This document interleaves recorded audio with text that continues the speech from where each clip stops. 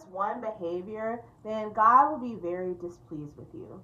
So that's what we're talking about in today's Bible shred. Hi, my name is Gabrielle. I'm doing a Bible shred where I read the whole Bible in 30 days. So the thing I'm talking about today is something I've made a mistake on in the past, which is why it's so important for me to share. So we are in Numbers 12, and it says Miriam and Aaron opposed Moses.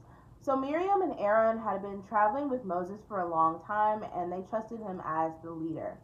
So this says Miriam and Aaron began to talk against Moses because of his Cushanite wife, for he married a Cushite. And then here in my Bible at the bottom, 12 verse 1 through 2, it says, rebellion hit closer to home.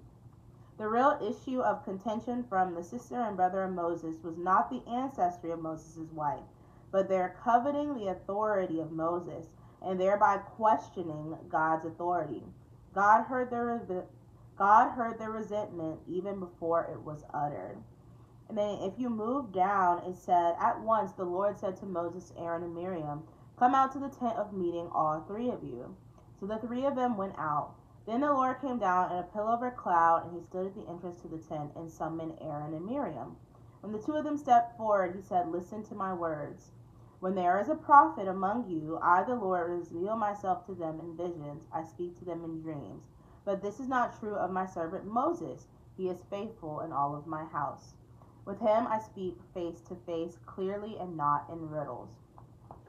After this, the Lord got upset and he gave Miriam leprosy. So Miriam had to stay outside the camp for 7 days. This happens again in Numbers 16 when Korah, son of Izhar, the son of Kohath, the son of Levi, and Dathan and Abiram became insolent and rose up against Moses.